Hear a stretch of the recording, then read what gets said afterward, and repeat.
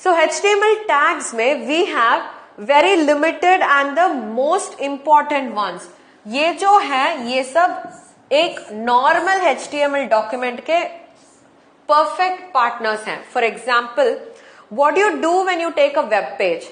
Web page में क्या क्या चीज should be present and what is optional.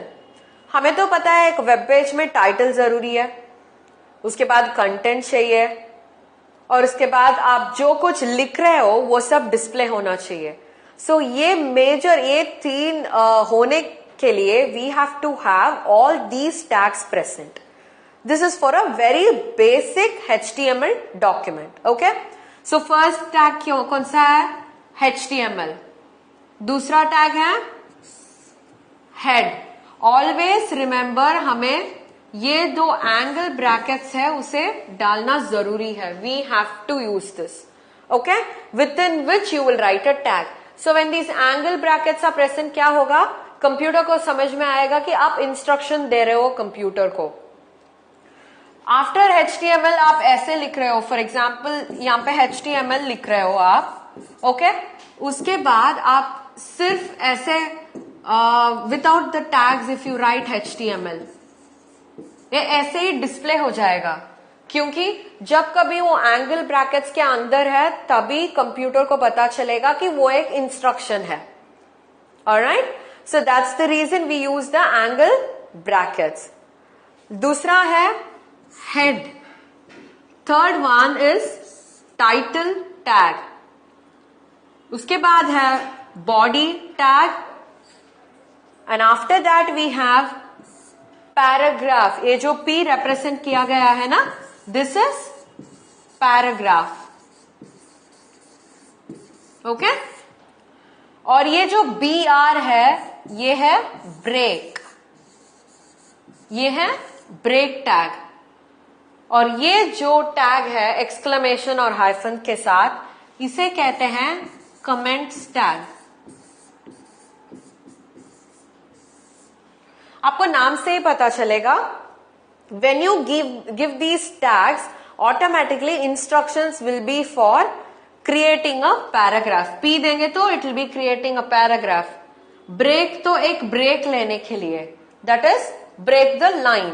और ये जो टैग है वो कमेंट्स के लिए. So all these are built in instructions. आपको ये सब किसके अंदर देना पड़ेगा? You have to give them inside the angle brackets. Okay, समझ में आया? So there are two types of elements we will be talking about HTML में. ओके, एक है कंटेनर एलिमेंट्स, एक है कंटेनर एलिमेंट्स. ओके, दूसरा है नॉन कंटेनर. इसका मतलब क्या है? कंटेनर का मतलब है जब कभी एक स्टार्टिंग टैग होगा, we will have an ending tag.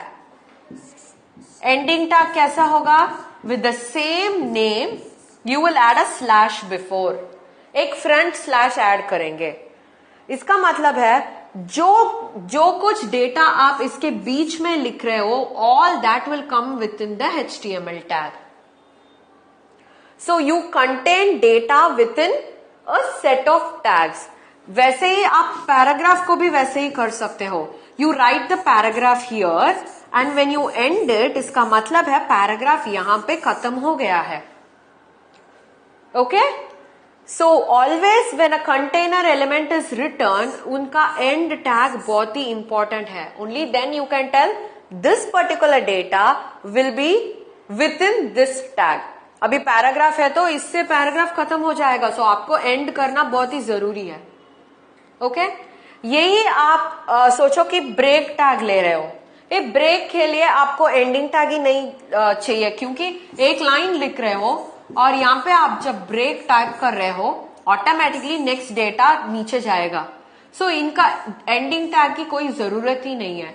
So these types of tags are called non container tags.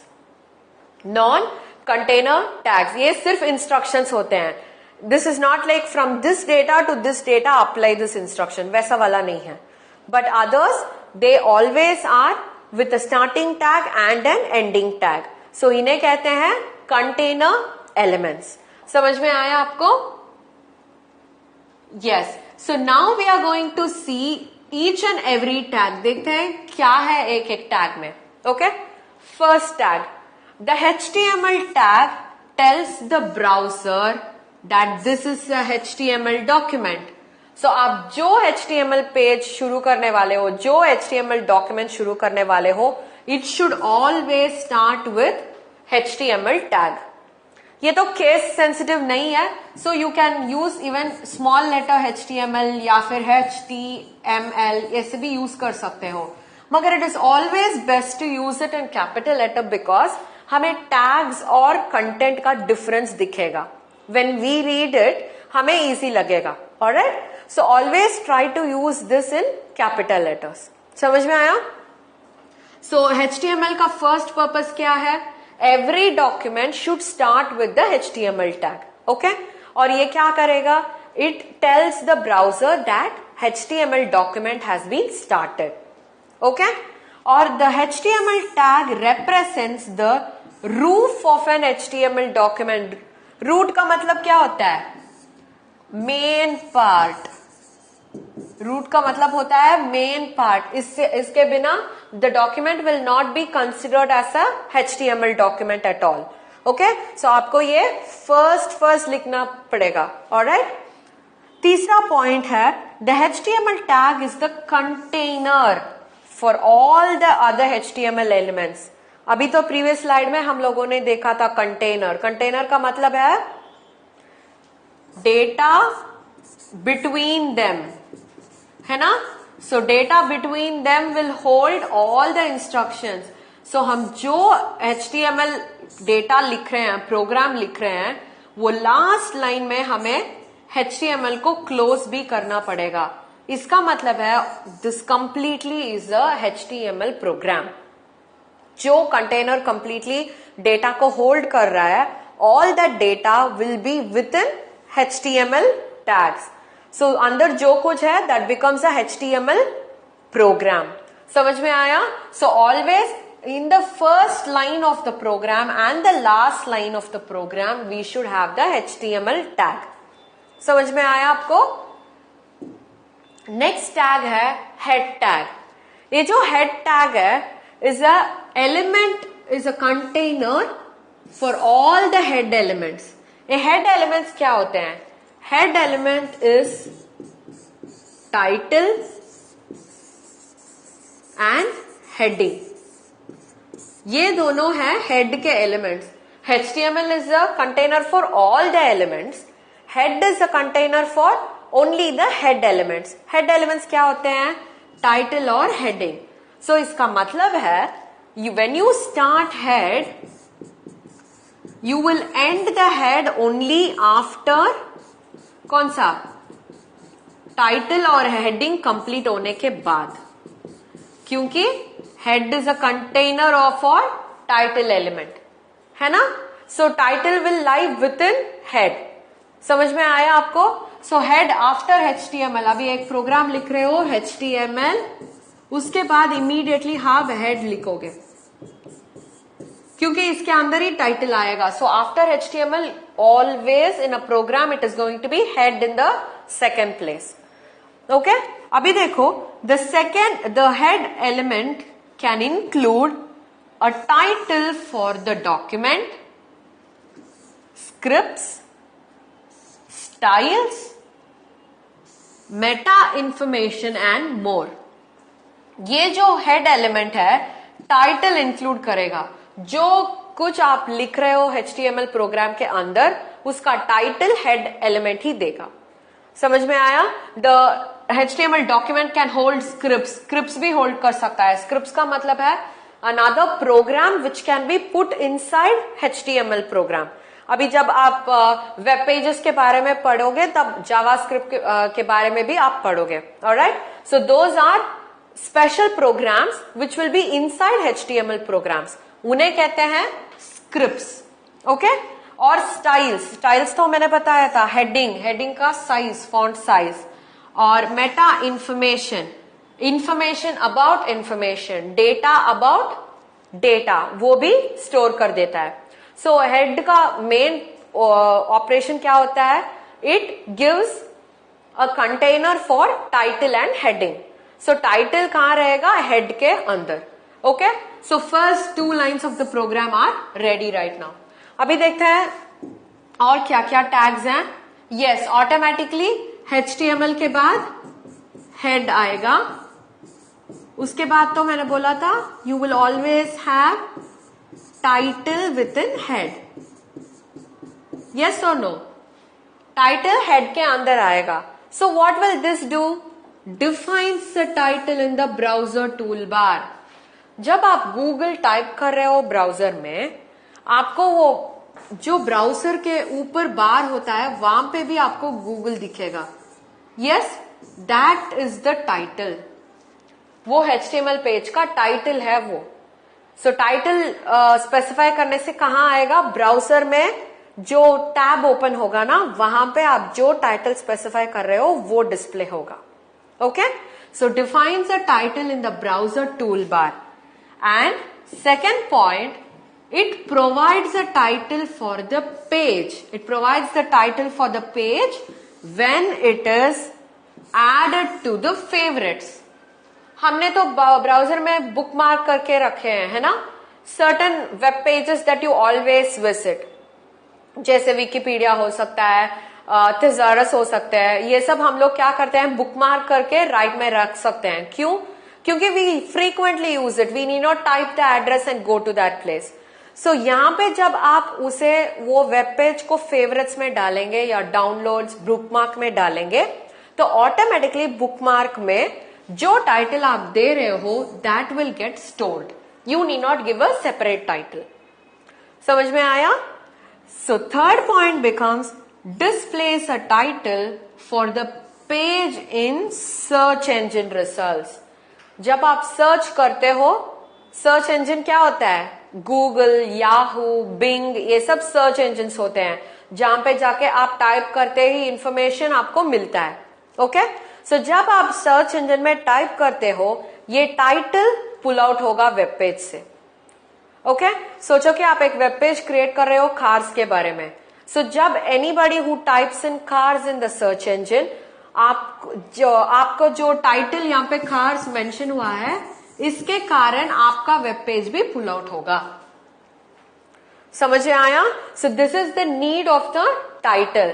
सो अब ये टाइटल खास लिखने के बाद आपको वापस क्लोज करना पड़ेगा. इसका मतलब है this title is ending with this. Okay, ये भी आपको करना पड़ेगा. बॉडी टैग, हमने तो HTML का हेड पोर्शन देख चुके हैं.